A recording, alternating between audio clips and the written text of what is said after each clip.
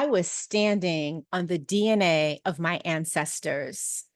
Hello, hello, hello, and welcome to More Than Money, a podcast where we have nuanced conversations about money, business, and life, where we take the time to explore the human side of money because success with money is never just about the numbers.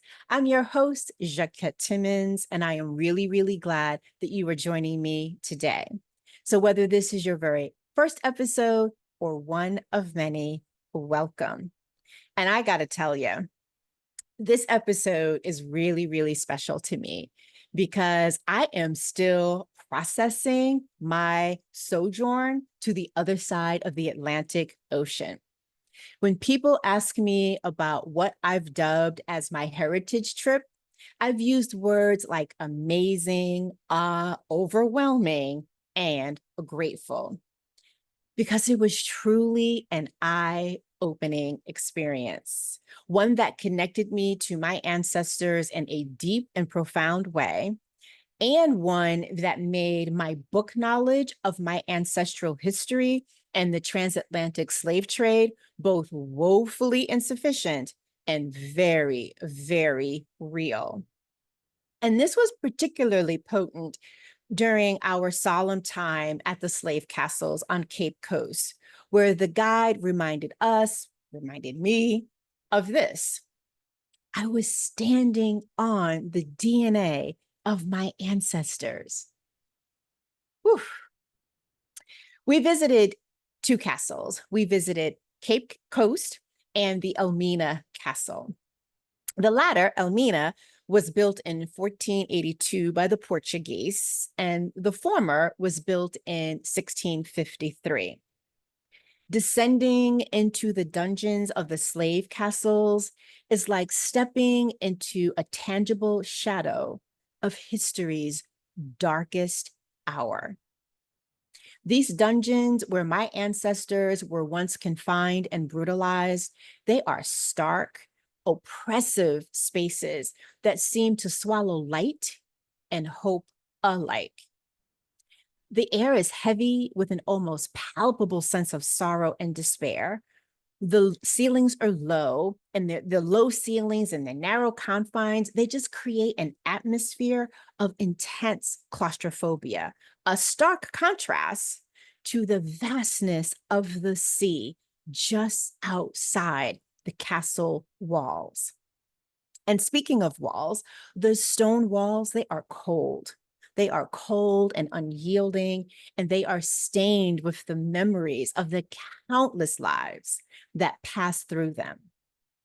The floors are uneven and littered with the remnants of human suffering. After all, this is where they ate, they slept, they defecated. Their only light came from small, barred windows high above, which allowed a sliver of daylight to pierce their gloom, yet offered no solace to those who were trapped within. The smell is dank and musty, a lingering reminder of the inadequate ventilation and the sheer number of people who were crammed into these tight spaces. Simply put, there were no comforts and no provisions for the basic human needs of the humans being held. Ultimately, they were deprived of their dignity.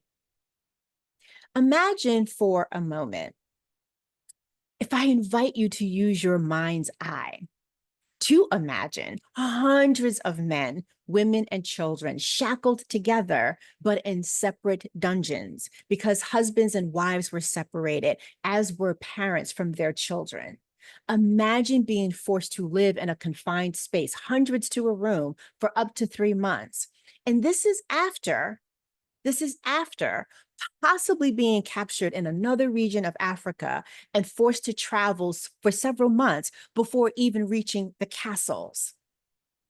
Imagine the sounds of their suffering, their cries, and their whispers of despair wafting through the dungeons as a constant reminder of their dire and unimaginable conditions. and frequently as the penalty for resisting and fighting back. I was so overwhelmed with emotion of seeing where and how cruelly my ancestors were treated. I wanted to cry, but the tears wouldn't come. Standing in these dungeons, I felt a profound connection to my ancestors' pain, as well as to their resolve and strength. The reality is, you are listening to my words or watching me on YouTube because someone in my ancestral line survived those atrocities. We were asked to wear white on the day of our visit. And so I am wearing the white dress that I wore that day. But because my dress, I thought, was more sheer than was respectful, I wore an outfit underneath this dress. And so this meant that I was sweating profusely in the dungeons. Remember, little ventilation. And at some point, I remember saying to myself, you better not complain. Because the reality is, my discomfort was temporary. I would soon get back onto an air conditioned tour bus, return to a clean and safe hotel where I'd be able to shower and change into fresh clothes. Reflecting on the weight of my ancestors' suffering and their lack of agency, and the profound contrast of that to the agency that I have today to make a plethora of choices, is yet another example of the duality of life. And visiting the castles is a testament of holding two truths simultaneously: sadness and an odd sense of power. It is because of the indomitable spirit of my ancestors that has allowed their descendants, like myself, to create our own stories and stand in our own power, to make choices like returning to our homeland, to have the ability to question and then to question everything from those in power to, what makes a developing country developing? Like, truly, what is in a label? I bring this up because Ghana is considered a developing country. And during this trip, though, I began to wonder, what does it mean for a country to be labeled developing? So I went to Google and Chat GPT.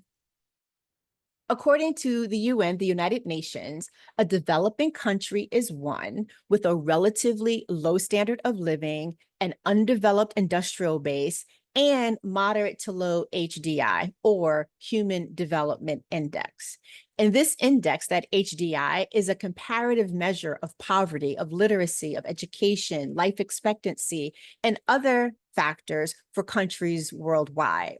So, in other words, it is a country that is on the path toward economic growth and improved living standards, but has not yet reached the level of prosperity and stability found in developed countries.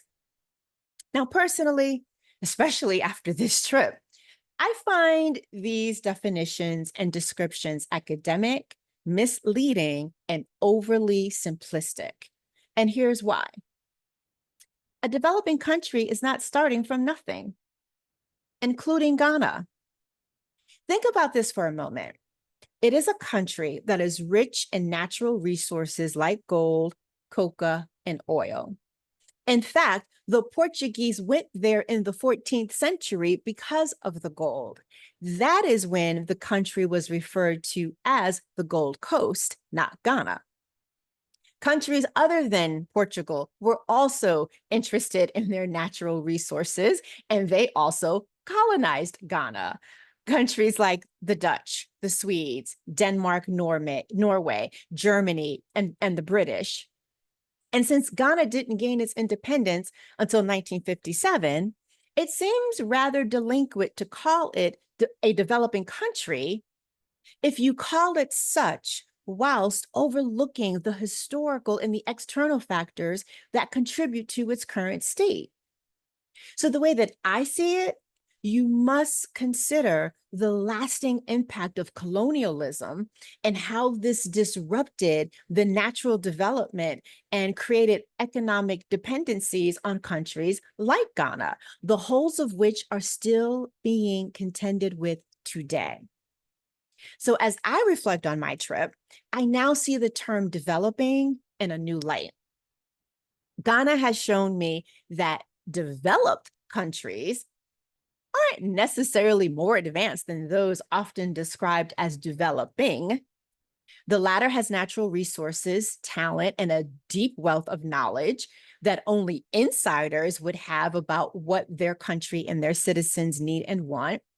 And my trip also highlighted how developing is not just about economic growth or infrastructural advancements like improved roads, which they do sorely need, but it is also about the journey of a nation and its people toward realizing their own vision of prosperity. It is about the continuous effort to overcome obstacles and to create opportunities for future generations.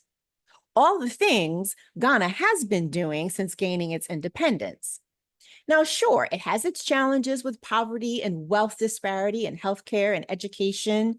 Sure, it is dealing with infrastructure deficits, but really, what country isn't?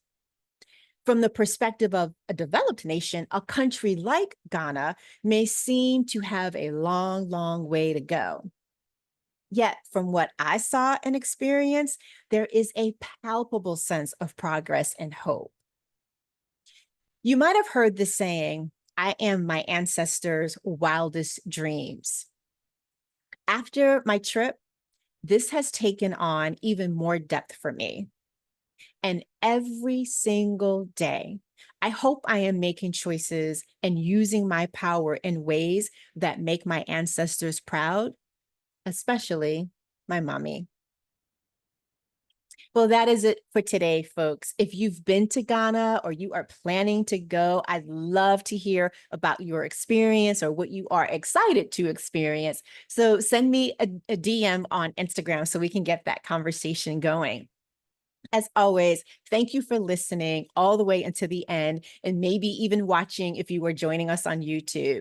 If you'd like to show appreciation for this podcast or this particular episode, please do me a favor and share it with those in your circle because it will help us to reach more people than we could on our own. And if you happen to be listening to Apple Podcasts, please take a moment to leave a rating and a review. One, we do read them, but also, let's be real, it helps us with the algorithm so that we can be found more people when they are searching. And if you are on YouTube, please comment below. And lastly, if you'd like to buy me a coffee, here's how you can do that. buymeacoffee.com/Jaquette. buymeacoffee.com/Jaquette. Oh, and one more thing. In episode 220, I mentioned our Summer of Love, the financial edition offer. If you'd like to learn more about it and see if that's right for you, again, send me a DM on Instagram and we'll get that conversation going. Well, that is a wrap for us today. I'll be back with another episode, and I hope that you will too. Until then, remember, it's about more than money.